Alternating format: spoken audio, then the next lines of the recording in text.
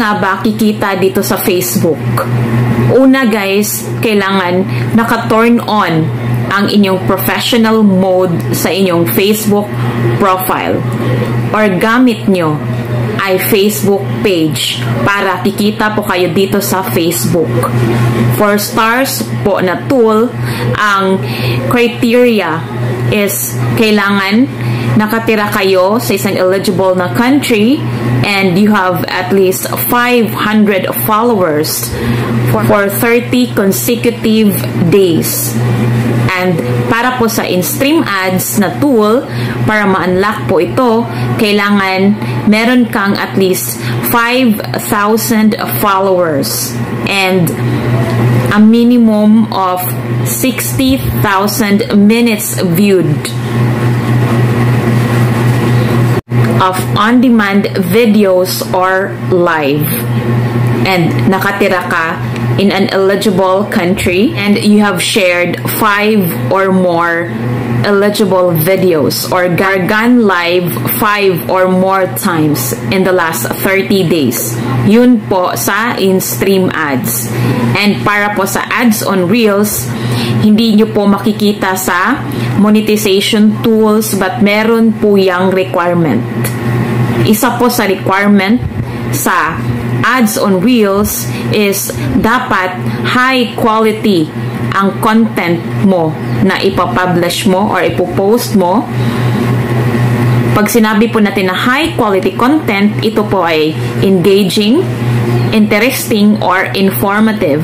Yun pong may mapupulot na aral ang mga viewers sa ating mga videos. May makukuha sila sa ating mga videos, may value ang ating mga videos or ating mga post. Yung na-entertain po din sila.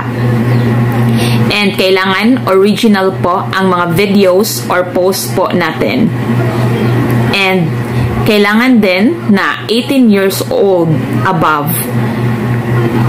Isa po yan sa requirement sa ads on Reels. And third is dapat ang gamit mo is Facebook page or naka-turn on ang professional mode po ng Facebook profile nyo.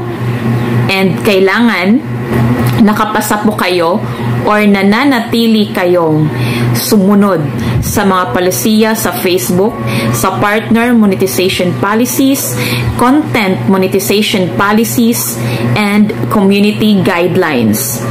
Panglima po na requirement sa ads on Reels is dapat on-board ka na sa in-stream ads or na-imbitahan ka na ni Meta. Yun po ang 5 requirements sa ads on Reels. Be sure din po na sumunod kayo sa mga palisiya dito sa Facebook. Sa lahat ng tools na na-mention ko, sa stars, sa ads on Reels, and sa in-stream ads, be sure po na palagi kayong sumunod sa mga palisiya dito sa Facebook, sa part monetization policy standard para po maging eligible kayo for monetization sa lahat ng tools. Dahil kapag may violation po kayo, kahit na-meet nyo na po ang mga criteria sa mga tools, ay hindi po kayo maging eligible for monetization. Once na may na-violate kayo na policy dito sa Facebook. Kaya magpakabait po kayo dito sa Facebook dahil basahin nyo lang po yung mga policies dito sa Facebook, sundin nyo po, manatili kayong sumunod sa palisiya para po ma-monetize kayo kaagad and hindi kayo mamroblema sa inyong mga Facebook page or profile. Sana po ay may natutunan kayo sa video na ito, nakatulong po sa inyo. Please follow and share.